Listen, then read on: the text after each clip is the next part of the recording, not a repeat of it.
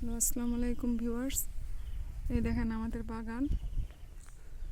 আমি নেটের ভিতরে আছি, অবশ্য পুকুরের মধ্যে আছি আমি। এই দেখেন আমাদের মাছ টান দিচ্ছে পুকুরের। দেখেন পুরো আম বাগানে একেবারে পুকুরের পারে সব আম গাছে আল্লাহর রহমতে অনেক মুকুল এসেছে। এই দেখেন, এই যে পুরো পুকুরের পানি সেচ করা হয়েছে।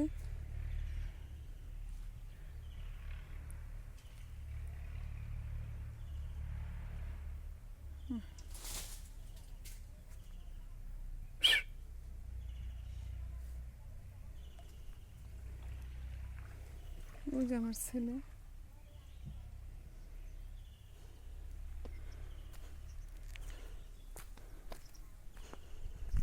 বসে বসে মাটি নিয়ে দুষ্টুমি করতেছে।